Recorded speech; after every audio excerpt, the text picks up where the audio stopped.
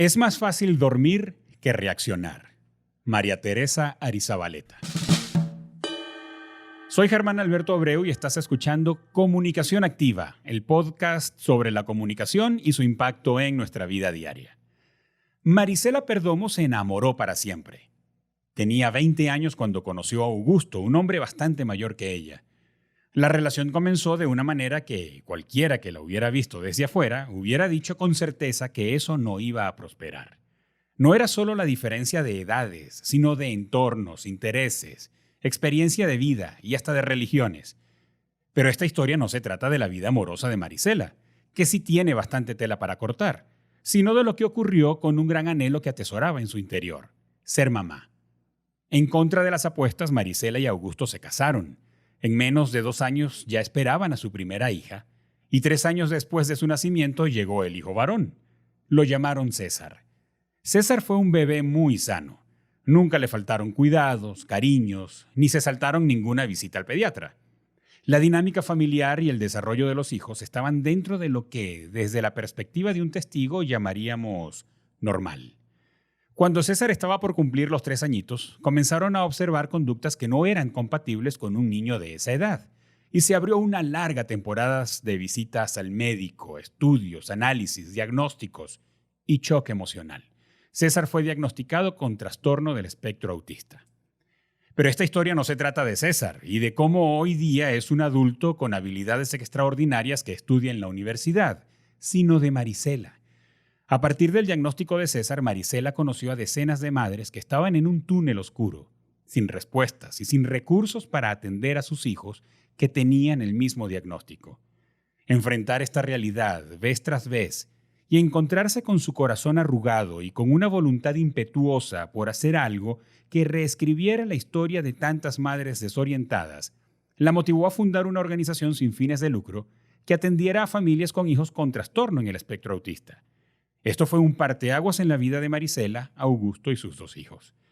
A través de su organización le han dado orientación, soporte emocional y apoyos económicos a centenares de madres latinoamericanas.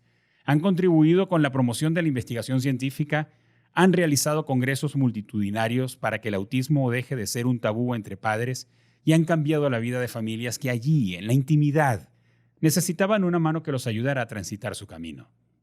¿Qué hace que alguien, confrontado por una realidad, decide embarcarse en una jornada de concientización, promoción y cambio de esa realidad? ¿Cómo hacemos para comunicar efectivamente cuando se trata de cambio social? Cuando se trata de impulsar cambios en las bases más profundas de una cultura. Para hablar sobre este tema y otros, nos acompaña Claudia Isabel Palacios Giraldo, aunque la conocemos mejor como Claudia Palacios. Claudia es una contadora de historias. Ha abrazado como propias varias causas que la han llevado a escribir 3 libros, pero es probable que la conozcas más en su rol de periodista. Durante 10 años estuvo radicada en Atlanta trabajando para CNN en español, luego regresó a Bogotá y ha ejercido en W Radio, Caracol TV, Canal Capital, City TV y actualmente es presentadora de noticias en CMI y columnista de El Tiempo. Ha entrevistado a todo tipo de personalidades, desde artistas hasta jefes de Estado, asesora a empresas y organizaciones en tema de comunicación y vocería, tiene cursos disponibles en Creana y es podcaster. Sus 3 libros publicados son Te vas o te quedas, historias para leer antes de cruzar la frontera, Perdonar lo imperdonable, crónicas de una paz posible, y el más reciente, En Brujas, muchas voces de una lucha en la que faltan nombres. Claudia, bienvenida a Comunicación Activa.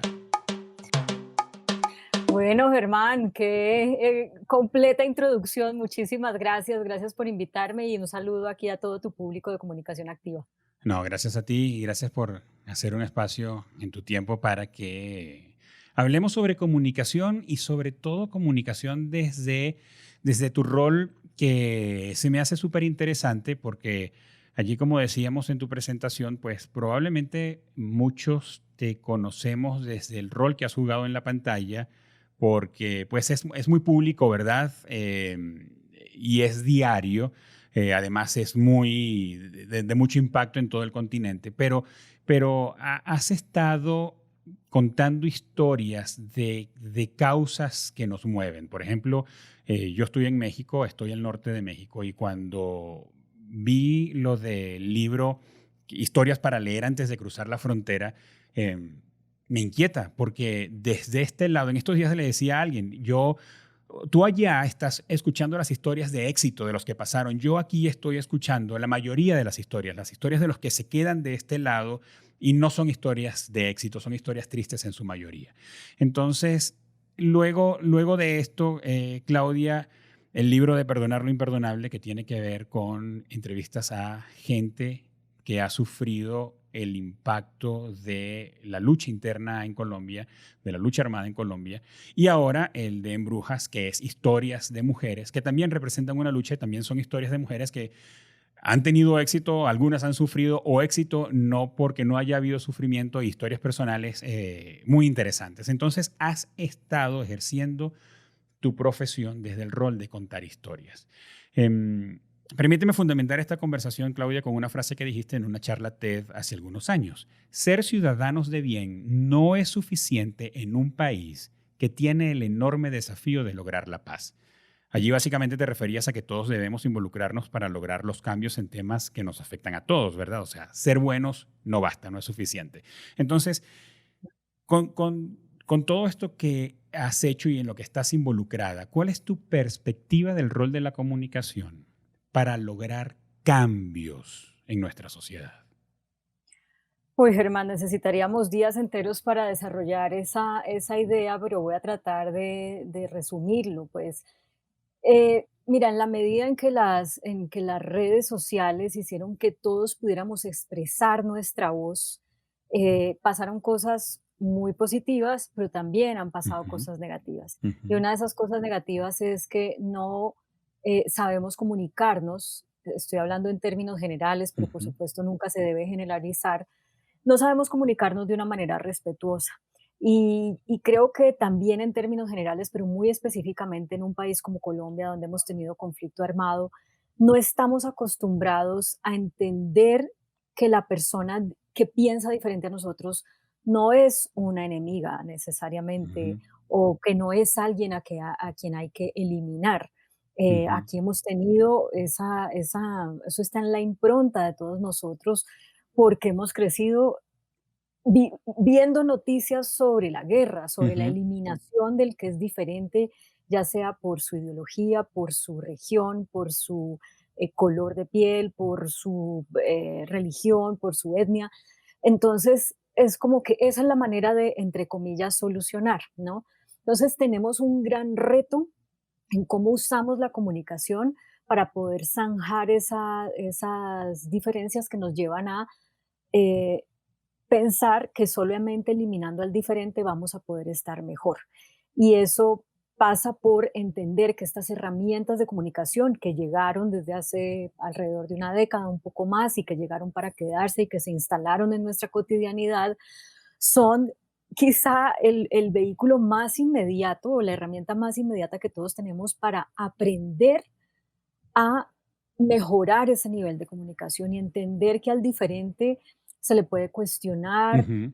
pero que hay unos pasos que hay que dar antes, que primero es escuchar y no estamos acostumbrados a escuchar. Lo dices Entonces, en una columna muy recientemente, dijiste una expresión que creo que me la voy a quedar por mucho rato. Dijiste, la comunicación no es un combate.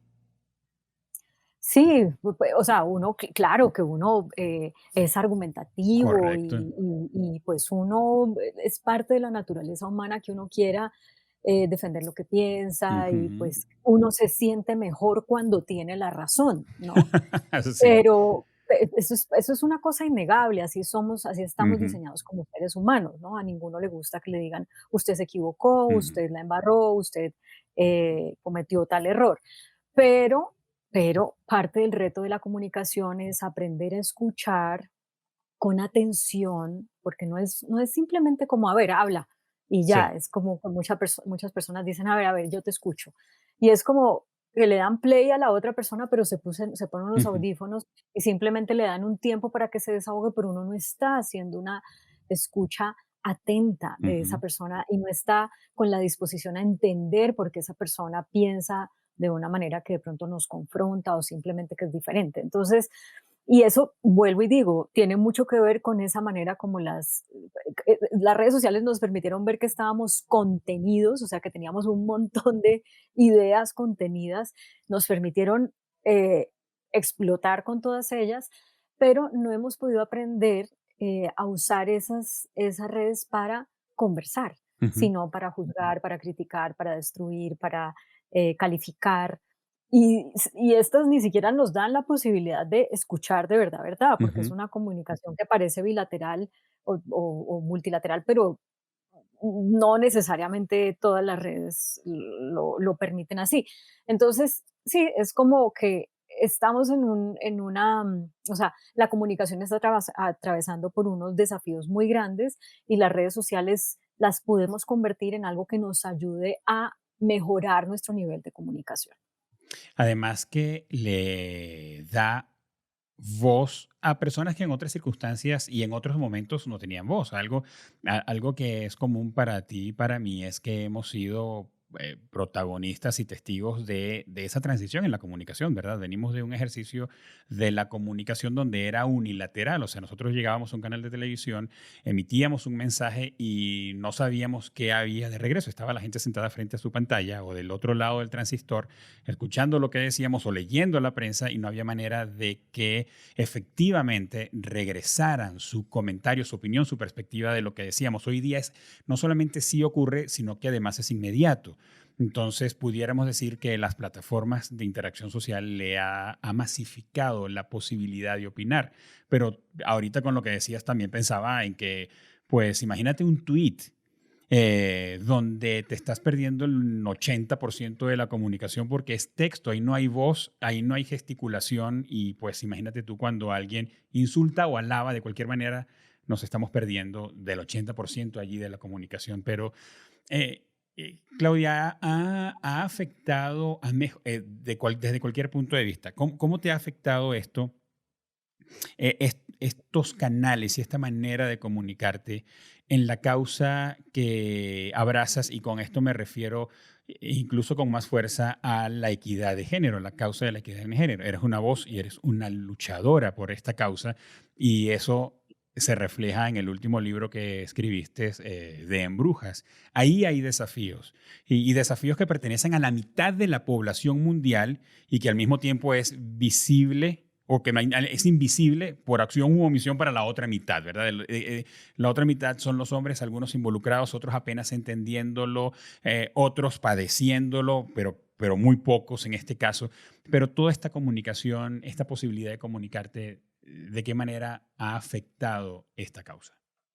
Pues mira, lo primero que tengo que decir es que una cosa maravillosa de las redes sociales es que nos permitieron poner en la agenda pública un montón de temas que no llega, que hubieran que deberían haber llegado ahí antes, pero que no tenían cabida en los medios de comunicación antes de las redes sociales. Ujú, Y esto no pasa solamente con el tema de equidad de género, pasa, ujú, por ejemplo, con el tema de cuidado del medio ambiente, ujú, con el tema de inclusión de las minorías, que cuando había solamente, y en la mayoría además hombres, directores de noticias hombres, pues uno como reportera de un medio de comunicación llegaba, y yo te lo digo porque yo cubrí medio ambiente, y yo cubrí salud y yo cubrí educación, entonces generalmente eran esos temas que de pronto eran más difíciles de clasificar en una continuidad de un noticiero, porque pues en un país como este, obviamente los temas de orden público, ujú. de violencia, de paz, de corrupción, de política, pues tenían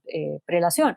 Entonces, era difícil que estos temas clasificaran siquiera. Sí. Cuando llegan las redes sociales, pues las redes sociales, con todo esto que ya hablamos, que la gente tiene la posibilidad de, cualquier persona puede decir lo que quiera, Mm. nos empezamos a dar cuenta de que a la sociedad le interesaban otros temas muy, con una agenda muy variada, muy amplia y muy diferente a la que teníamos los medios. Y entonces yo llego a esto tarde, ¿no? Yo me acuerdo cuando abrí mi cuenta de Twitter, yo estaba todavía viviendo en Atlanta y como que, qué mamera, como que no me, entré un poco a regañadientes y luego abrí una cuenta de Facebook y me pareció lo peor y nunca la volví a usar. Y luego llegué a acá y apenas hace, ¿qué te digo? 3 años, si acaso, que tengo una cuenta de Instagram y eso que la empecé a usar fue en pandemia. Precisamente porque fíjate que yo tenía, la pandemia empieza pues para nosotros las cuarentenas en marzo de 2020 y yo había lanzado en Brujas en noviembre de 2019 y yo lancé en Brujas con una obra de teatro, porque este es un tema que yo considero que hay que tratar por la buena, que para poder llegar a esas otras audiencias que son resistentes al tema de género, pues hay que contarlo de una manera que no le cierren a uno la puerta en las narices. Mm. Entonces yo dije, voy a hacer una obra de teatro y resulta que esa obra de teatro pues es una comedia y tal. Y cuando yo lanzó mi libro en noviembre de 2019, pues ese día tuvo mucha aceptación la obra de teatro como forma de lanzar un libro y entonces yo me envalentoné y dije, bueno, pues yo voy a seguir ofreciendo la obra de teatro. Y dicho y hecho, yo tenía todo marzo de 2020 buqueado con presentaciones de la obra en diferentes partes, pero obviamente todo se derrumbó Ujú. por la pandemia, por las cuarentenas. Entonces yo dije, bueno, ¿y ahora qué hago? Le había comprado a la editorial La Planeta, bajo la modalidad de libros de autor, un montón de libros, más de 500 libros, para venderlos en esos shows que yo iba a hacer, ¿no? Al Ujú. final de la obra, de la presentación de la obra, pues la gente hace fila, uno vende el libro, la autografía y tal.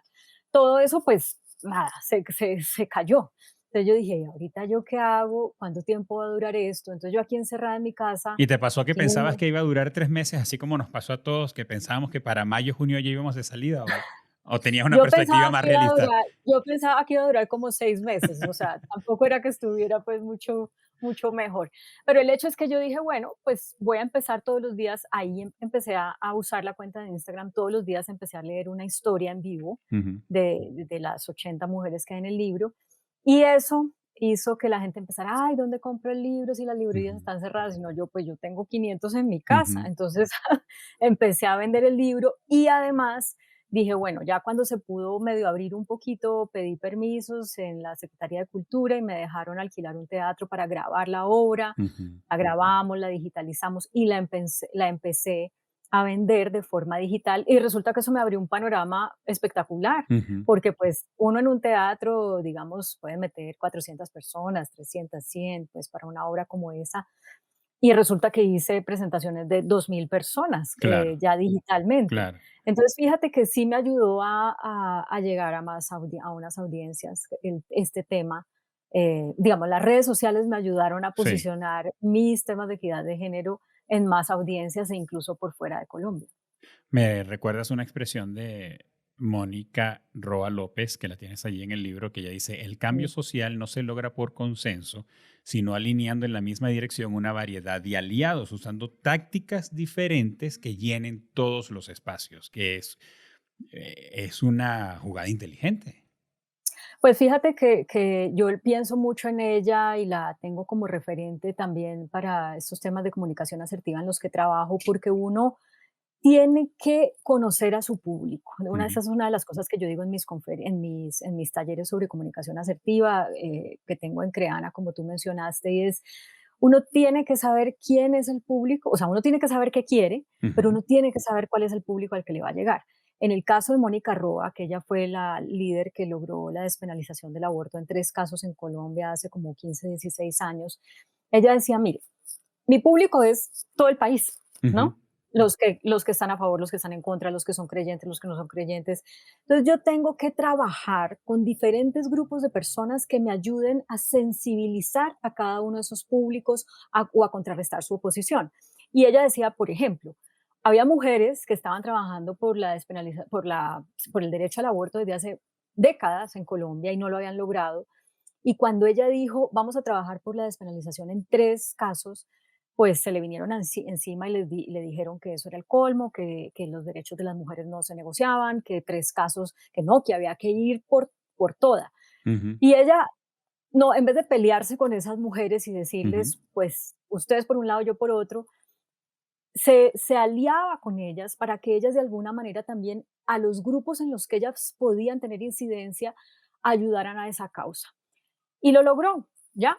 Ahorita, hasta este año, se logró ya la despenalización total hasta la semana 24. Y fíjate cuánto tiempo pasó, pasaron 16 años. Entonces uno también tiene que entender los tiempos, o Así sea, es. en dónde está uno, cuál es el entorno y jugar muy estratégicamente con los diferentes elementos que uno tiene para poder sensibilizar a los diferentes públicos en donde uno necesita, pues, hacer incidencia. Sí, como dices, tiene que ver con conocer la audiencia y con lo que cierras ahora, tiene que ver también con conocer las circunstancias. Hay lugares que están preparados para algunas acciones y hay lugares donde hay que preparar, educar, esperar el tiempo, esperar las circunstancias que se acomoden para poder tomar acciones o poder actuar de alguna manera. El asunto es cuál es la jugada de la comunicación allí, ¿verdad? Claudia, me muevo el timón un poco hacia tu jornada en la comunicación. Escribiste tu primer libro de historias llamado De vaso te quedas, historias para leer antes de cruzar la frontera. Y así has seguido, poniendo el papel en blanco y negro, en tinta, las experiencias de otras personas que quizás pueden provocar un cambio fundamental en el pensamiento. ¿Por qué te has conectado también con el formato de contar historias? O sea, lo conocemos más recientemente en este lenguaje global como storytelling, ¿verdad? Pero insisto, Eh, quienes te hemos visto en pantalla te vemos contando noticias, pero te has Ujú. conectado muy bien con el tema de contar historias. Pues es que, mira, Germán, yo te cuento que yo decidí estudiar periodismo porque yo quería escribir y yo quería escribir libros. Lo que pasa Lo es que tenías cuando claro hice mi entonces. lo tenía claro, pero digamos que nunca hice nada hasta que sentí que se me estaba pasando el tiempo. ¿Y qué pasó? Que yo al ir terminando la universidad, cuando hice mi práctica universitaria, la hice en el noticiero CMI, que he trabajado 3 veces ahí, incluida ahora. Ahí estoy, fui practicante, luego presenté una emisión y ahorita volví hace 3 años. Y pues la verdad, yo hice televisión, o sea, escogí, nos daban en la universidad 3 que pusiéramos Menciones. tres sitios donde nos gustaría hacer la práctica. Mm. Entonces yo dije, como yo me voy a dedicar a escribir, pues yo pensaba esto a mis 19 años, ¿no? Como yo me voy a dedicar a escribir, entonces yo en mi práctica voy a hacer televisión, porque como nunca más en la vida yo voy a volver a hacer eso, entonces como para saber eso a qué sabe. Y Qué bárbaro. resulta que, imagínate, y resulta que yo entro a CMI, me va bien, y cosas que se alinean los astros y bueno, uno hace también un buen trabajo y entonces mi jefe en ese momento lo llamaron a ser el director de noticias de Caracol, que iba a ser pues uno de los 2 canales privados en Colombia. Entonces Ujú. me dijo, usted no sabe nada, usted no tiene ni idea de nada, pero tiene talento y yo le quiero ayudar. Y me contrató. Y pues a mí nadie me estaba contratando ni de ninguna editorial ni de ningún periódico para escribir. Entonces, pues Ujú. yo qué, o sea, yo Claro. vivía sola acá en Bogotá, ya necesitaba que mi mamá no me mandara más plata, pues porque no tenía. Entonces dije, nada, pues yo, obvio, pues claro que sí. Y mi carrera se fue por ahí. Entonces, ya después llega CNN y Y muy tal, poco y yo tiempo digo, después, Claudia, porque me puse a sacar la cuenta y tú entraste a CNN poco tiempo después de haberte a los graduado, 6 años, a los no, a 6 los 6 años. años y más, 6 años y medio estuve yo en Caracol y luego ya me llaman Ujú. de CNN.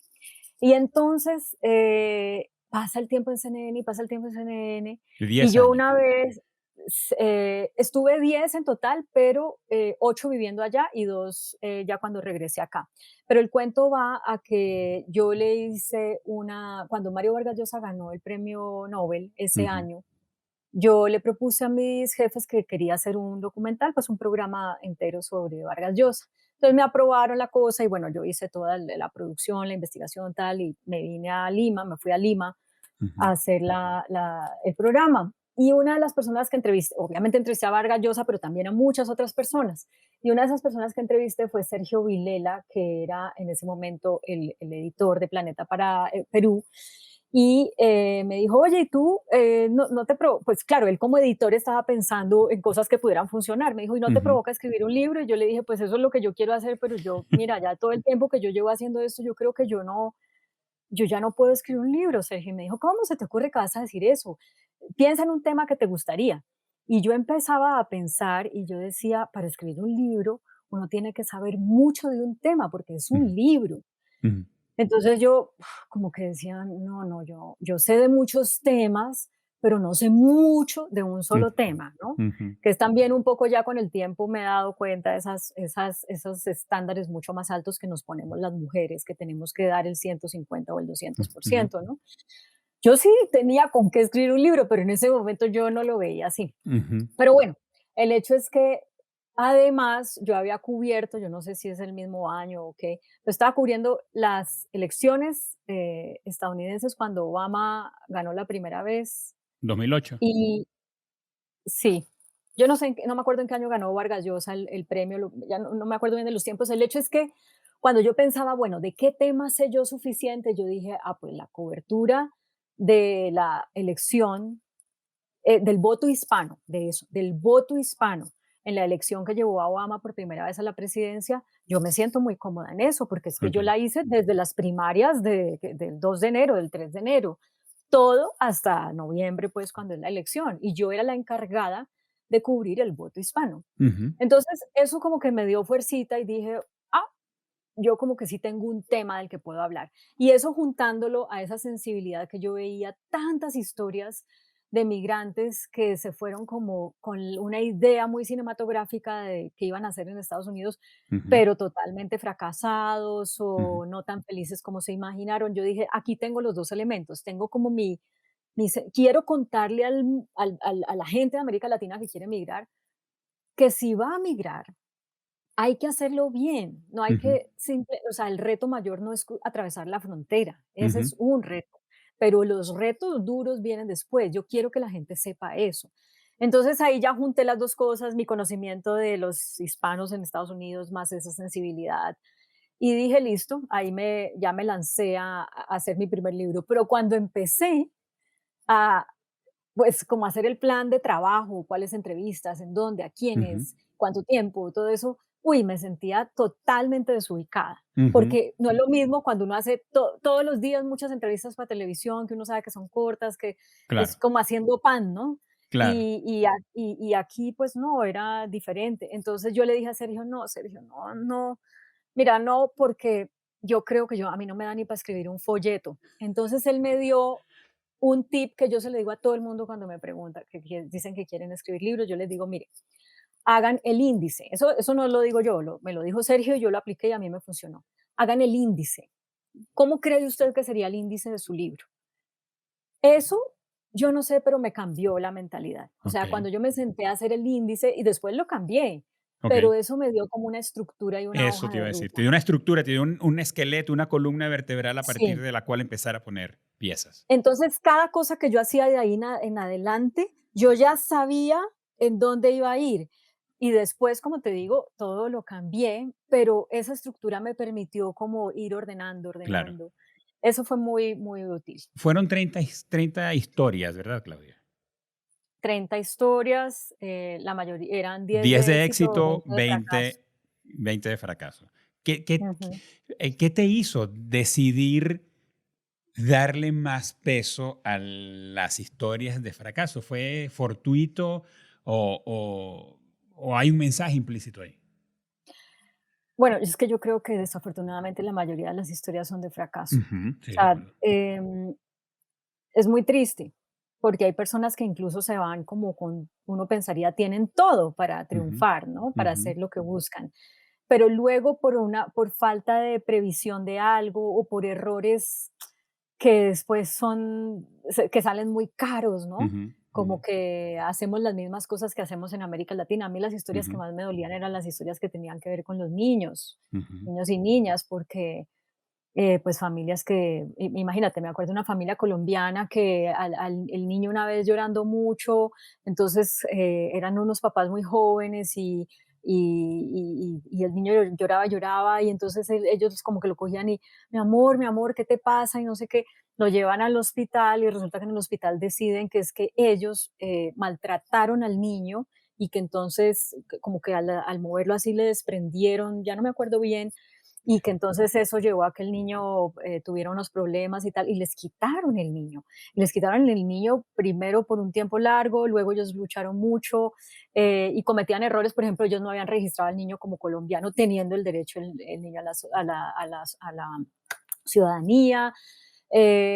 Entonces, era una parejita, los dos estudian, o sea, habían estudiado, ujú, no eran del migrante promedio, eran un ujú, poquito más, con más estudio y con más recurso, pues. ujú, Y por eso vivieron una pesadilla. Ujú. Ya no sé qué será de la vida de ellos, eso pasó hace mucho tiempo, no sé si hoy en día yo podría calificar esta como una historia de fracaso o no, pero en todo caso fue un episodio horrible, imagínate Ujú. tú lo que es perder a tu hijo y Ujú. se te transforma la vida, ¿verdad? Entonces, el hecho de que haya más historias de fracaso es porque yo sí, en los 8 años que vivía allá, pues sentí que eran más las historias de fracaso y que Ujú. incluso la gente que se queda muchos años, no necesariamente uno tiene que decir, ay, porque se quedó y porque manda plata para México o para Colombia o para donde sea, es que ya la hizo, ¿no? Hay gente que Así vive es. de una manera muy desdichada, Ujú.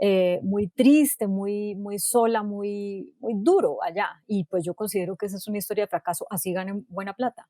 Así es, de acuerdo. Ahora, como poniendo el acento en contar historias, Claudia, has repetido la fórmula en los siguientes 2 libros. ¿Te enganchaste con ese modelo, con ese formato? La Claro, entrevista, pues contar historia a partir de entrevistas.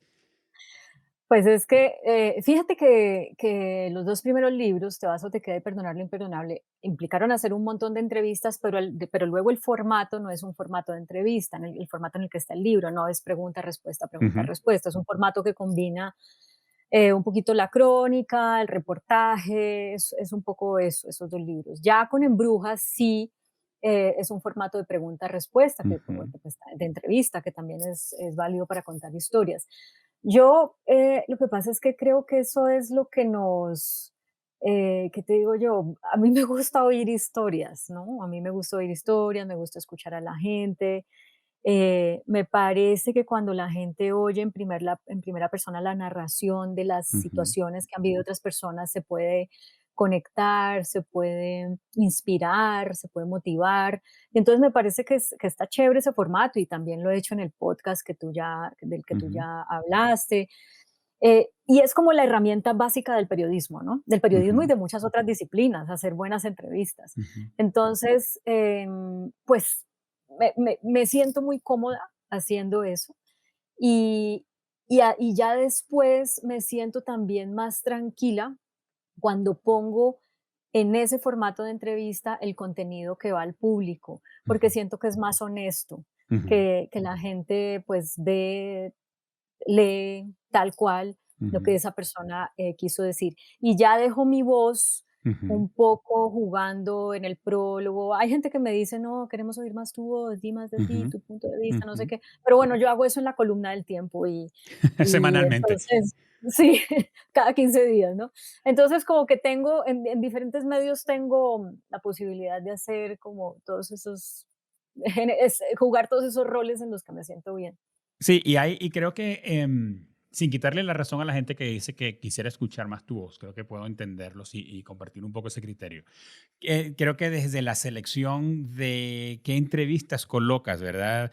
En el caso de Embrujas, les haces las mismas 7 preguntas a las 83 mujeres, pero hay otras, creo que agregas otras diferentes, no es la misma entrevista para las 83, entonces creo que eso hace que allí está tu voz, ¿verdad? Y creo que no quisiera estar en tus zapatos en la edición Ay, de no. 83 entrevistas. Mira, Germán, esto fue realmente doloroso porque Esa es la palabra. yo me metí en ese cuento, mira, eso fue 2019. Yo empecé a hacer el libro a principios de año y al mismo tiempo empecé la maestría en género en la Universidad de los Andes, porque yo ya me había dado cuenta escribiendo la columna para El Tiempo, que para uno hablar de género no es suficiente tener un género, Ujú, ni tener unas experiencias X, traumáticas o no, ujú, por tener un género, sino que eso hay que estudiarlo. Y que ya hay muchas personas, la mayoría mujeres, que vienen estudiando y generando conocimiento sobre eso desde hace muchas décadas. Entonces yo me sentía un poco atrevida de hablar de eso sin estudiar. Entonces ujú, yo me metí a estudiar y empiezo a hacer el libro al mismo tiempo que empecé la universidad. Yo me había graduado en el año 99, 98 de la universidad y yo no había vuelto a la universidad hasta el año 2019.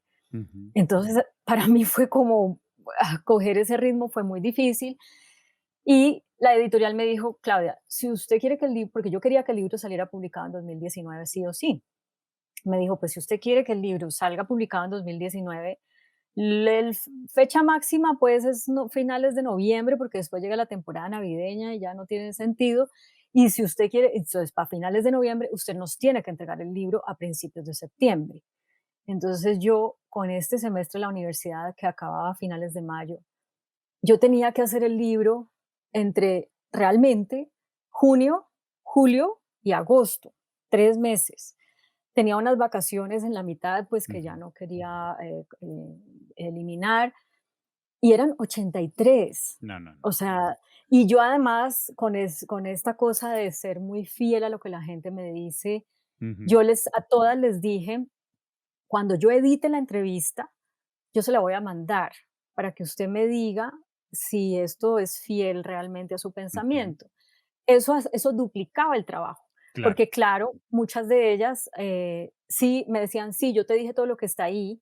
Entonces me tocaba empezar no, pero es que si yo digo esto así, de pronto mi marido no sé qué, o de pronto mis suegros hice más, o de pronto la gente queda o de pronto mis jefes. Entonces yo también empezaba un trabajo de persuasión, porque yo no Ujú, quería, o sea, si ya me habían dicho eso, pues ya me habían dicho eso, ¿no? No era para que me cambiaran lo que me habían dicho, era para que si yo había de alguna manera tergiversado o ujú. simplificado algo, pues ellas tuvieran la oportunidad de Enmendar. decirlo mejor, Ujú. pero no era para que me cambiaran. Entonces, y yo soy muy estricta con eso, entonces yo entraba en unas discusiones con ellas, no, pero tú sí me dijiste, y eso duplicaba el trabajo, y yo te digo que fueron 3 meses en que yo no, o sea, no tenía ni minutos ni segundos porque yo tenía que entregar ese bendito libro y, uy, no, yo dije, no lo vuelvo a hacer así, no lo vuelvo a hacer así, es demasiado. Y además que finalmente viéndolo en retrospectiva, vemos que la editorial hizo un buen trabajo presionándote, porque si o si el lanzamiento hubiera quedado para el 2020, Claudia, Se daña os todo, correcto, se correcto. daña todo, sí. Mira, bueno, yo soy de ese universo vasto de personas que tienen un libro en su cabeza, pero que no nos hemos sentado a escribirlo. Eh, ¿Cómo ha sido tu jornada personal en el proceso de la escritura de un libro, aparte de lo que nos has contado hasta ahora? Eh, pero tu metodología, y aquí estoy pensando en nuestra audiencia, en quienes nos están escuchando y han dicho en algún momento, pues yo quiero escribir, yo tengo algo que escribir, yo tengo una historia que contar o yo tengo una especialidad, pero me falta estructura, no sé por dónde comenzar. Y nos has dado una clave que es la del índice, que me parece angular esa clave, Que es pero de Sergio Vilela, no es que mía. correcto, pero que en tu jornada, cuéntanos un poco si ya has desarrollado una estructura ya con un tercer libro y cómo lo has vivido. Mira, para mí es muy importante y me ha pasado como con la mayoría de mis cosas en la vida, que yo me doy cuenta cuando ya las he hecho. Es contar algo que no esté contado. Ujú, Yo no sé si ahí es el instinto periodístico de, ujú, pues, diga algo, que tenga, como decimos en Colombia, una chiva, ¿no? Una primicia. Eh, Porque me parece que es como una contaminación, de contenidos, hacer algo que ya otros hicieron. Puede ser que uno lo haga mejor o peor, pero ya está hecho. ujú. Entonces a mí eso me molesta. Y por ejemplo, para Embrujas, y ahorita estoy viviendo ese mismo proceso y ya te cuento. Por ejemplo, para Embrujas, yo decía, hay mucha, y además estudiando la maestría, pues obviamente que ya conocía literatura más enfocada en el tema y no solo la que uno encuentra cuando va a una librería generalista, Ujú, sino ya literatura especializada y pues claro que hay todos los libros que tú te imagines en género. ujú, Entonces yo decía, yo, ¿qué puedo ofrecer que sea diferente? Y yo me mataba la cabeza y eso como que son esas son el tipo de cosas que yo pienso cuando me estoy bañando, cuando me estoy cepillando los dientes, cuando me estoy cambiando, cuando estoy manejando. Es como, tengo un pensamiento transversal a mis días, ¿no? ujú, Que está ahí como un rayo que se mete y no me deja tranquila y yo lo mastico y lo mastico es como, a veces es súper, fastidioso incluso, ujú. porque como que no me deja, desconectarme. Pero yo pensaba eso, ¿qué voy a decir que sea diferente? ¿Qué voy a entregar yo diferente? Con lo que yo sé, porque pues yo no me puedo poner a hacer un libro como si yo fuera, imagínate, en 2019 apenas empezando la maestría, como si yo fuera la más experta en género, pues no puedo tener esa pretensión. Y además, al público al que yo le quiero llegar. A mí Ujú, no me van a leer las eruditas del género, a mí me va a claro. leer es el común de la gente que de pronto me sigue, me admira. Entonces, para ese público, ¿qué no tiene ese público que yo le pueda dar con lo que Ujú, yo sé hacer? Periodismo, contar historias, género, lo poquito que sé. Entonces yo entraba a una librería, así lo averigüé. Yo entraba a una librería generalista, bueno, ¿qué hay?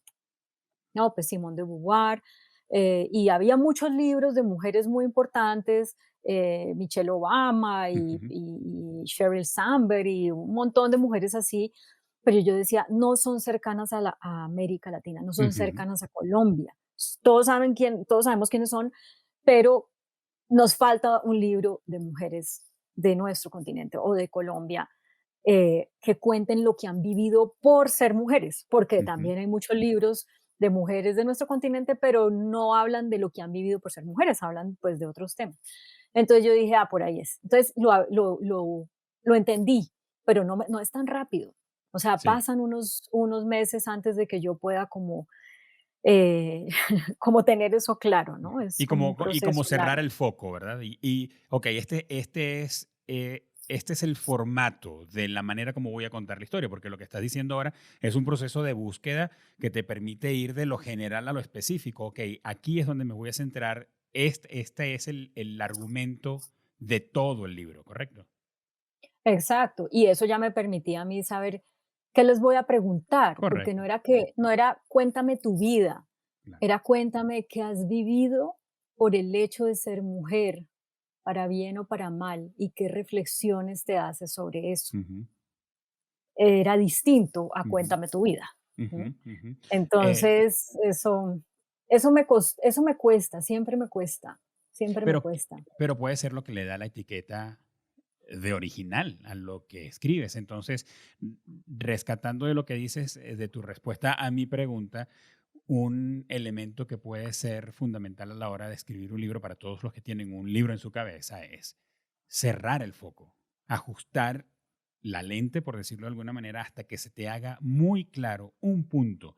Aunque hables de muchas cosas, pero que todo apunte hacia eso que quieres decir, a lo que llamamos quizá en el guionismo el argumento. Todo tiene que apuntar hacia el argumento que quieres poner sobre la mesa donde quieres establecer la discusión.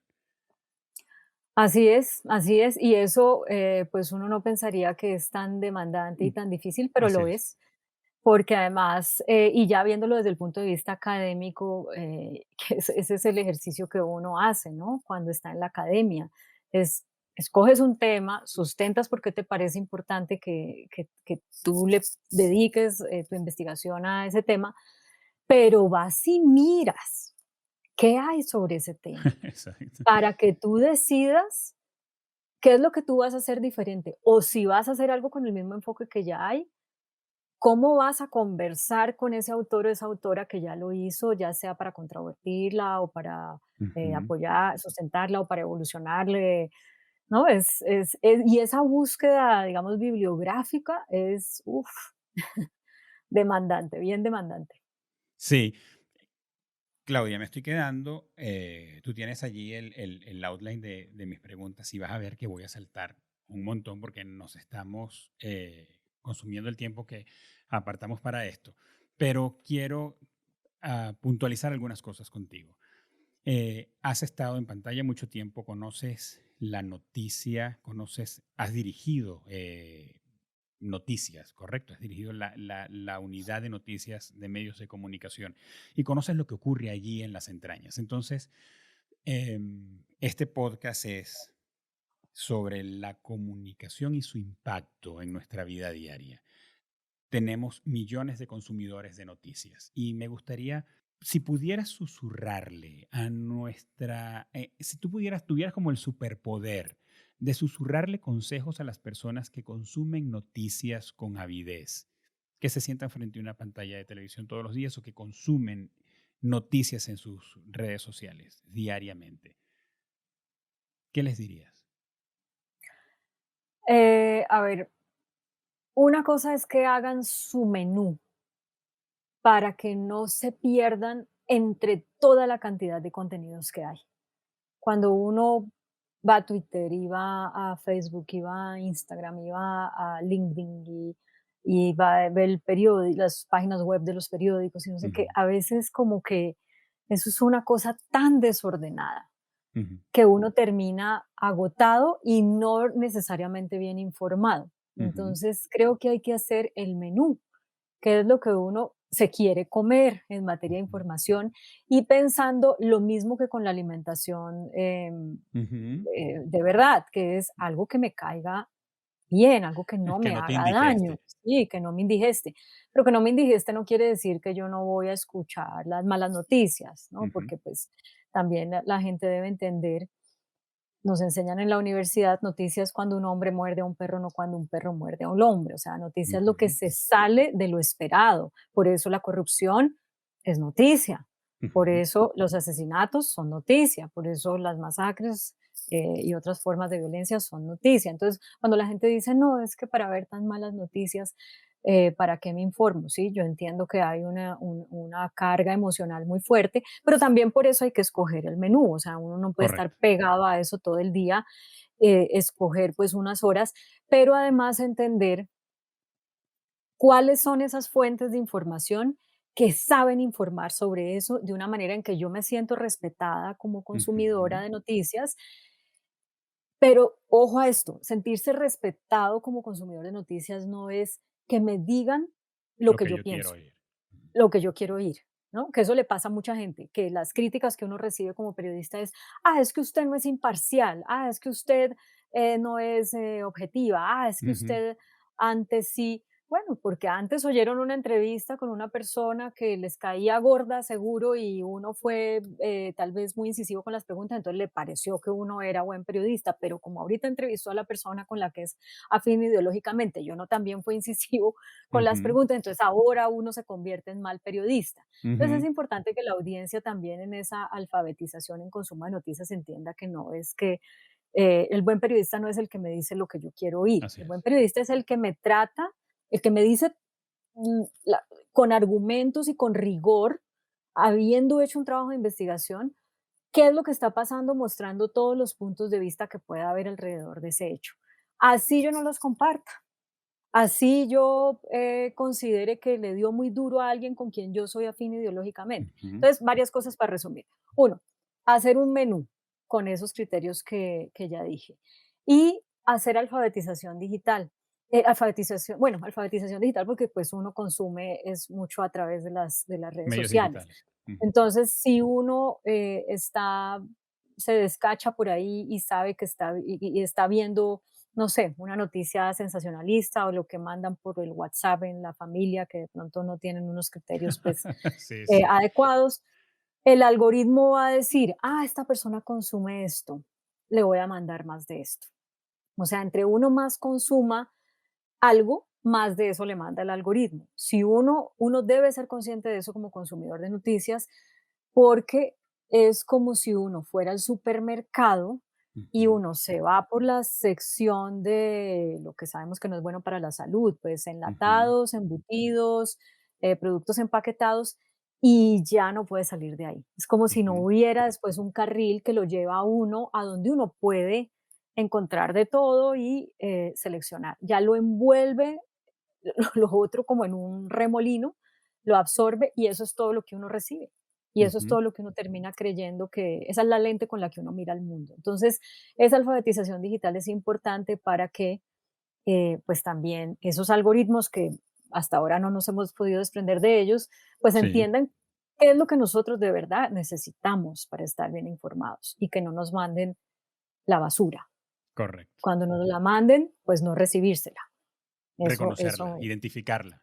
identificarla, exacto. A mí, ¿sabes que a mí me preocupa mucho eso de las generaciones más jóvenes? Porque al menos nosotros, pues todavía cuando éramos más jóvenes, nos reuníamos a ver el noticiero con nuestra familia, o llegaba el periódico a la casa, y era como la dinámica de cómo llega la información, pues estaba muy filtrada, en el sentido de que pues uno confiaba en que había unos periodistas serios que hacían bien su trabajo, y además estaban los papás y las mamás ahí, y de pronto pues orientaban un poco, ¿no? Hoy en Ujú. día no. Hoy en día esas prácticas pues ya no existen, entonces no hay como un olfato posible que les permita a las generaciones más jóvenes oler cuando algo está Ujú, raro, ¿no? Como cuando el ujú, pescado está malo, no. ujú. Ellos son mucho más, es mucho más factible que esas generaciones jóvenes crean lo que viene, sencillamente porque pues no han desarrollado esa habilidad y además porque están muy mediados por esa cultura del entretenimiento en que tienden a consumir lo que es chistoso, sobre todo lo que es Ujú, chistoso. ujú. Y tú sabes que pues si uno queda a la orden de los memes y de los montajes y todo eso, pues no, obviamente no va a estar bien informado. Así es, y además me haces pensar en que el consumo de noticias hoy día o de información es mucho más individual. Antes las noticias se escuchaban en casa y todo el mundo estaba escuchando lo que salía en la tele o se escuchaba en la radio, pero hoy día todos lo consumimos en nuestro móvil y la interacción, la comparación, los comentarios, la opinión de todos es menos inmediata. Yo me creo una opinión y hago un criterio a partir de lo que estoy consumiendo yo solo. Entonces es complicado allí también. Sí. Em, Claudia, mira, has hablado de dos cosas que me hacen pensar en una situación que viviste recientemente con la vicepresidenta de Colombia, en aquel momento electa, hoy día ya vicepresidenta en funciones. Y hubo un asunto de una interpretación allí de ella a una pregunta que tú hiciste ya en la postrería de la entrevista. Eso me llamó mucho la atención porque además vi la entrevista completa y eso ya estaba terminado. O sea, tu entrevista estaba terminada, estabas en las palabras finales. Y se complicó el asunto, dirían en términos populares, se enredó el papagayo. Entonces, eh, Claudia, eso representó para ti, pues, lo que decías al principio de esta conversación sobre la voracidad en las redes sociales de los comentarios, de todo el mundo opinando. Pero allí dijiste en la columna donde hablas en El Tiempo sobre este incidente, dices, aceptar que la pregunta que le hice, y te estoy citando, aceptar que la pregunta que le hice fue equivocada es conceder algo que no sucedió y resignarse a que los prejuicios dominen nuestro vivir. Pensando en el periodismo, Claudia, ¿existe la pregunta equivocada? Em, yo creo que las preguntas equivocadas son las preguntas que se hacen con una intención, con una mala Ujú, intención, ¿no? Y eso desafortunadamente pues también existe en el periodismo. Eh, o las preguntas que se hacen basada en, basadas en desinformaciones, ¿no? Em, pero también creo que como hay tanta información y desinformación que nos envuelve, hay que tener un poco de tolerancia con eso, ujú, ujú, porque es parte también de las equivocaciones que humanamente pues una persona puede cometer. Entonces, para ir al punto de lo que origina esta pregunta tuya, obviamente yo he reflexionado mucho sobre eso, porque a mí me dolió muchísimo. Me afectó mucho emocionalmente, la reacción de la gente, a pesar de estar acostumbrada, porque no, ujú, esa no es la primera vez que me pasa algo ujú. así, pero eso me dolió mucho porque se trataba de unos juicios de valor, pues, de algo en lo que incluso yo he trabajado conscientemente, ¿no? Que es no ser racista, no ser clasista, no ser excluyente. Cuando uno trabaja los temas de género, pues, es que eso viene sí o sí, Ujú. ¿no? Pero además aderezado Entonces en un ambiente de una polarización muy fuerte como la que estamos viviendo en América Latina, pero no le exacto. quiero quitar el peso al caso de Colombia, donde acababan de ocurrir las elecciones. Entonces allí todo estaba muy efervescente. Sí, además, y obviamente la vicepresidenta había sido muy atacada y de una manera horrible por su color de piel, por la forma como lucía, o sea, de una manera horrible que yo no quisiera estar en sus zapatos. Y yo me vi de pronto Envuelta. del lado de quienes la habían atacado de la manera más horrible. Y yo me dolió, como te digo, porque yo, pues, no tengo ese sentimiento por ella, al Ujú, contrario, eh, me parece increíble y de aplaudir que una persona con su origen socioeconómico, siendo mujer, siendo negra, haya podido llegar a donde ha llegado. Al contrario, admiración, ¿no? ujú. Pues respeto por... Y yo, entonces de pronto con este incidente yo me veo como si yo pues fuera... Entonces eso me dolió mucho, me costó mucho procesarlo. Yo todavía no he aprendido a no responder y a ignorar. Entonces yo me pasé 3 o 4 días respondiendo cualquier cosa, no cualquier cosa, pero incluso muchas de las cosas que me decían de una manera desobligante también las respondía, porque a mí me interesaba como llamar a la gente a cada uno individualmente, prestarle atención, entender su rabia, pero tampoco considero que uno tenga que agachar la cabeza y Ujú. aceptar pues que a uno lo maltraten y que lo califiquen como algo cuando uno tiene argumentos para decir, pues no. Y también yo volví y vi la entrevista varias veces. Ujú. Y yo digo, hombre, tal vez porque ella no tenía un monitor ahí, no vio la forma en la que yo le formulé la pregunta, Ella no te estaba eh, viendo, solo te oía. ella no me estaba viendo. Entonces tal vez pues todo eso se suma y la lleva a pensar que yo la estaba pues maltratando y a pues a responderme de esa manera. Entonces, yo digo, bueno, cosas para aprender, ¿no? Cosas para aprender y también entender que hay personas que tienen una carga emocional de Ujú, exclusión muy ujú, fuerte y uno ujú, como entrevistador pues tiene que mejorar el nivel de sus preguntas para que esas cosas no pasen, porque eso no ayuda, no aporta en nada, ¿no? Las personas que me respaldaron a mí diciendo, es que ella es una resentida y no sé qué, tampoco, o sea, eso tampoco le sirve a nadie, ¿me entiendes? A mí no me sirve que me respalden diciéndome eso. Pero yo ahí lo que creo es que sí, la pregunta no, a mí no me parece equivocada por la forma como está hecha, porque uno no puede asumir tampoco que porque uno lleva muchos años trabajando, por ejemplo, los temas de género, ujú, entonces todo el mundo los tiene que entender y que a ujú, uno no le pueden decir que, por ejemplo, una cosa que les molesta mucho a las feministas, entonces feminismo es el antónimo de machismo. Uno no puede decir, usted es un bruto, no se ha dado cuenta en qué ujú, mundo vive. Pues sí, ujú, hay mucha gente que no sabe eso. ujú, Entonces, sí, como la vicepresidenta decía, vivir sabroso, vamos a vivir sabroso. Bueno, el Ubuntu y todo eso de donde viene la ujú, idea de vivir sabroso, que es algo muy rico, muy bonito, pues, como estudio sociológico, pues no todo el mundo lo sabe. Ella es ujú, la que pone ese tema y ujú, eso genera un montón de confusión y un montón de burlas. Pues yo creo que uno lo que debe hacer es aprovechar cada vez que eso lleve a una conversación para explicar y no para sentirse que todo eso es un ataque. Pero bueno, ya pasó lo que pasó y yo realmente lo lamento mucho porque yo a ella la respeto y la admiro y espero tener la oportunidad pues, de tener una conversación en otros términos con ella.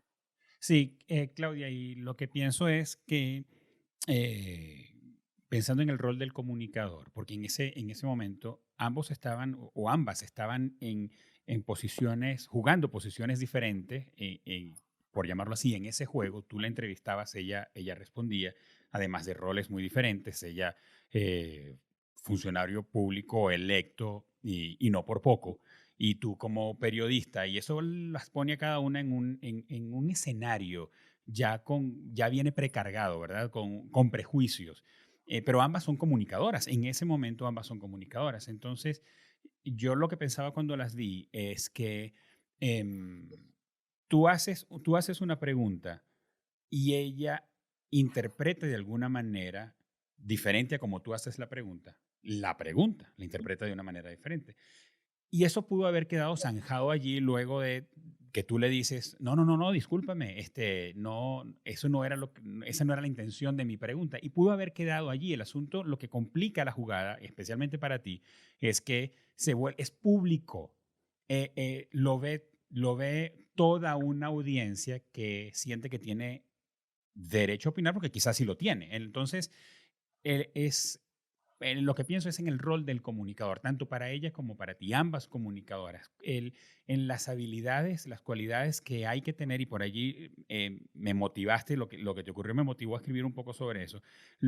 ¿Cuáles son las cualidades de carácter que tiene que tener un comunicador para poder soportar una situación como esta? Porque nada te garantiza, Claudia, que no te va a volver a ocurrir. Nada te garantiza Mm, que tú no vas a estar en la posición de la vicepresidenta y te van a hacer una pregunta que te va a desencajar, porque todos tenemos sensibilidades en algún área. sí, eh, por alguna razón, por alguna experiencia vivida. Por ejemplo, yo como migrante puedo sentir con algún tipo de sensibilidad algún comentario que quizá no lo hacen con mala intención, pero yo ese punto de mi vida lo puedo tener más sensible que otras cosas, otros temas. Entonces, ¿qué habilidades o más que habilidades, cualidades del carácter, Claudio, tiene que tener un comunicador para poder soportar, atravesar y vivir con entereza situaciones como esta? pues mira, yo creo que todo pasa por el manejo de emociones. Cuando uno tiene un rol de liderazgo, ya sea que lo siga poca o mucha gente, o que no lo siga nadie, pero uno definitivamente pues está en una posición pública, Ujú. de tanta gente lo ve como eso, como presentar un noticiero. Uno tiene que eh, hacer un autoconocimiento para saber cuáles son sus puntos débiles, y hacer un manejo de emociones. Y yo me hubiera podido poner a pelear con ella y decirle como de una manera, tal vez utilizando un poco esa forma que te digo yo, arrogante, que a veces los periodistas utilizamos de: "Usted no entiende nada y cómo así, no sé cómo", ¿no? Ujú. Ese no es mi estilo, por Mm. fortuna. Entonces yo pues traté de hacer ver que lamentablemente pues no, eso no era lo que yo había querido decir. Mucho, lo lamentable era que se entendiera lo que yo no había querido decir. Ujú. Em, y yo creo que eso fue, o sea, yo me estaba sintiendo, yo inmediatamente empecé a oírla hablar a ella. Yo Ujú. dije, uy, aquí se va a formar, porque pues uno ya sabe qué es lo que pasa, Claro, ¿no? claro. Pero yo traté ahí de manejar mis emociones de una manera que pues matizara la cosa. No funcionó y te voy a decir por qué creo que no funcionó. Porque ¿Hubieras luego hecho el algo equipo, diferente? eh, Si volvieras a pasar por allí y te montas en el DeLorean y vas al pasado, ¿lo harías diferente? no, definitivamente haría esa pregunta diferente, porque hubiera pensado, es que esa era la otra cosa que te quería decir, uno tiene que pensar más en su público, y eso lo digo yo en mis conferencias, siempre hay que pensar en público para poder hacer una investigación muy profunda, no solamente el nombre, el cargo y ya, sino Ujú. algo mucho más allá para uno poder formular las preguntas de manera que uno pueda conseguir su objetivo.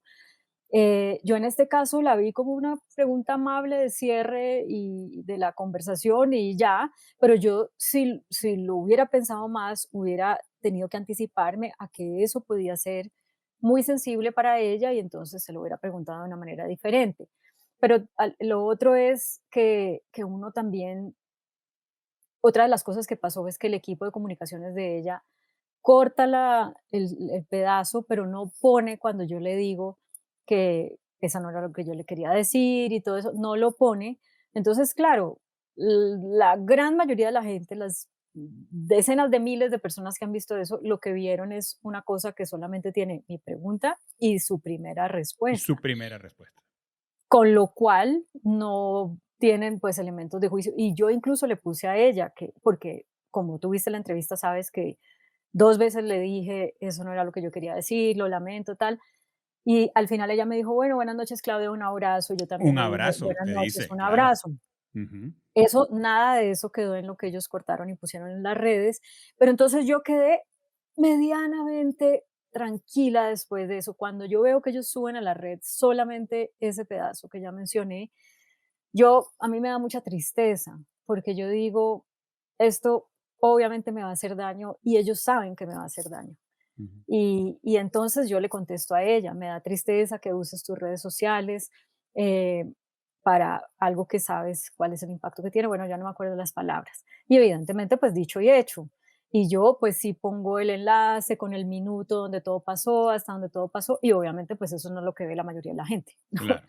Entonces, también yo creo que en eso hay que ser, pues, más honestos cuando se pasan, se producen esos episodios que no estamos exentos de que nos pasen, por excelentes que seamos como Ujú, comunicadores, ya sea ujú. entrevistando o como entrevistados.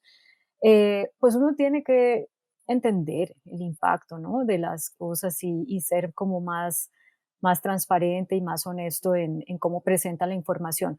Y ya del lado de ella, una de las cosas que yo pensaba, si es que cabe hacer una crítica, pero no quisiera que se formara de nuevo un problema, es como, bueno, ya tienes una estatura muy alta, o sea, ya eres la vicepresidenta Mm, electa, ya no eres solamente una activista, ya no eres solamente una mujer negra, ya no eres solamente una mujer que viene de la pobreza, eres la vicepresidenta de y el todos los mensaje colombianos. de todos los colombianos. Entonces, al responderme a mí de esa manera, que evidencia obviamente que hay un prejuicio, que tiene todo el derecho de tenerlo, tiene todo el derecho de tenerlo. Así es. Yo siento que estaba todavía como en su rol de activista, no en lo que implica tener la estatura de ese cargo, que es la Ujú, vicepresidenta. Pero yo creo que eso podía pasar y me tocó a mí. Para ella es ujú. un aprendizaje y obviamente para mí también. Y yo la he visto en intervenciones posteriores y creo que ella tiene muy claro cuál es su estatura de vicepresidenta, porque Ujú, ya está claro, está claro y ella va a hacer un gran papel también. ujú. Yo quiero cerrar este segmento de esta conversación para todos los que nos oyen y nos ven por YouTube. Este segmento de esta conversación con Claudia, resaltando que se trata de que nosotros como comunicadores aprendamos en la medida de lo posible a partir de experiencias como la que le ha ocurrido a Claudia con la vicepresidenta de Colombia. No se trata desde nuestro rol, en el mío, en este caso entrevistando a Claudia, y de todos los que oímos, de juzgar si estuvo bien o estuvo mal. Creo que el éxito nuestro está en ponernos en los zapatos de ambos y como comunicadores que somos, decir, ¿qué haría yo en ese lugar? ¿Cómo lo hubiera hecho yo diferente? ¿Cómo me siento yo si me hacen una pregunta donde me siento herido? ¿Cómo me siento yo? ¿Cómo reacciono si hago una pregunta donde sin querer lastimo a la otra persona? Es nosotros como comunicadores, pues aprender a partir de experiencias que en este caso para Claudia ha sido muy desafiante, pero tiene que servir de aprendizaje para nosotros, así como pues está siendo para Claudia producto o motivo de mucha reflexión. Claudia, cierro con esto.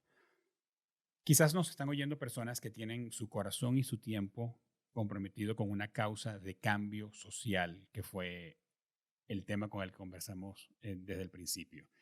Pero Claudia, no saben cómo comunicarlo bien. Y tú has conocido, tú eres así y yo también, a personas que tenemos algo que nos mueve por dentro, tenemos un porqué, tenemos una razón para vivir y para hacer lo que hacemos, que nos trasciende, es más grande que nosotros. Estamos persiguiendo dejar un legado y dejar mejor a otras personas que nos suceden. Para ellos, que quieren comunicar mejor lo que tienen entre manos, lo que guardan en su corazón, la pasión de su corazón. ¿Cuáles son tus palabras para ellos? Mira, yo siempre digo en mis talleres sobre comunicación asertiva que la adecuada comunicación de un mensaje debe ser breve, recordable y simple. ¿Eso qué implica? Cuando las personas dicen breve, pero ¿cómo si yo tengo como tantos elementos, tanta cosa que decir? ¿Cómo hago para ser breve? Entonces, bueno, ya quienes hagan el curso en Creana lo verán con más detalle, pero eh, hay unas preguntas que hay que hacerse cuando uno está planeando el mensaje para que uno pueda lograr encontrar la frase, el titular, la idea que, que haga que uno pueda comunicar de una forma muy breve y muy impactante ese mensaje. Ya después, pues uno busca el tiempo para irlo desglosando, ¿no? No se trata tampoco de simplificar todo en una frase, pero sí hay que encontrar esa frase. Pero esa frase debe ser recordable, esa idea debe ser recordable. Entonces uno dice: "Guau, ¿cómo hago para que esta causa social llame la atención en medio de tantas otras causas sociales que hay?". Y yo te lo digo porque yo he sido, pues he apoyado causas sociales de diferentes enfoques, y entonces uno dice, sí, hay unas que sensibilizan más a la gente y otras que no, y entonces, ¿cómo hago Ujú. para que la gente por lo menos oiga y vea y conozca, ¿no? Hay que apelar a las emociones, ¿no? Y ahí es que uno tiene que conocer mucho a su público, porque si uno quiere generar alegría, si uno considera que la emoción a apelar es la alegría, uno no produce alegría de la misma manera en el público A que en el público B. Entonces Por ahí es que uno supuesto. dice, para el público A tengo que diseñar un mensaje y para el Ujú, público B ujú. tengo que diseñar otro para producir exactamente lo mismo, o compasión o la emoción que uno quiera. Y simple es que uno lo tiene que aterrizar a lo que la gente vive en su vida cotidiana. Cuando uno habla de una manera muy técnica y muy elaborada y todo eso, pues seguramente le llega al nicho de las personas que están familiarizados con ese argot y con ese, en Lenguaje. ese mundo, pero no a todo el mundo que uno le quiere llegar. Entonces, yo siempre recomiendo como encontrar la manera de decir ese mensaje que uno ya dijo, aquí está completo pero breve, aquí está con la emoción que me permite que sea recordable, pero me falta decirlo de una manera que sea simple, como decimos acá, como con plastilina, o sea, que sea Ujú. como para explicárselo a niños de kinder. Eso, pues creo que es clave y sobre todo que tengan ya la motivación de hacer algo, ¿no? Porque si uno no cree en lo que está haciendo o si uno no le Así es. pone pues el empeño y eso, pues ahí sí no hay técnicas de preparación de un mensaje que valga. Uno de verdad Así es. primero tiene que creer y Creérselo. estar convencido, sí, sí, correcto. Claudia, muchas gracias por la oportunidad que nos das para conocerte y para aprender de ti. He disfrutado mucho este tiempo. No, muchísimas gracias a ti, Germán. Yo también lo he disfrutado. Me está cogiendo la tarde para irme al noticiero, entonces te voy a dejar rapidísimo. Y pues muchas gracias a toda la gente que nos está escuchando y ojalá pues esto de alguna manera les dé herramientas para vivir mejor, para solucionar un asunto. Por Así eso es es. que vale la pena sacar ese tiempo para hacer estas cosas. Entonces, gracias por escucharnos. Claudia, gracias a ti. Nos hablamos pronto. Para saber más acerca de Claudia Palacios, pasa por la descripción de este episodio y haz clic en los enlaces de sus redes sociales y en su sitio web. Te agradezco mucho que te hayas tomado el tiempo para escucharnos o vernos y ser parte de todos los que estamos tomando acción para mejorar nuestra comunicación. Si crees que otras personas también pueden mejorar en esta área, compárteles este episodio, regálanos 5 estrellas en tu plataforma de podcast, escríbenos en los comentarios de YouTube o cuéntanos en tus redes sociales qué fue lo que más te gustó usando el hashtag comunicación activa. Claro que lo más fácil que puedes hacer es darle seguir a este podcast y tener un episodio nuevo el martes de cada semana. Y en caso de que necesites nuestra ayuda para llevar las comunicaciones de tu empresa o de tu marca personal a otro nivel, visita www.kipusmx.com y escríbenos para ponernos en contacto contigo lo antes posible. Este podcast es una realidad gracias al compromiso y profesionalismo de Mariana Moreno en la producción, Eva Daniela Abreu en la coordinación de redes sociales, Anthony Castillo en la edición y postproducción de audio y Óscar Osorio en la edición y postproducción de video. Hasta pronto.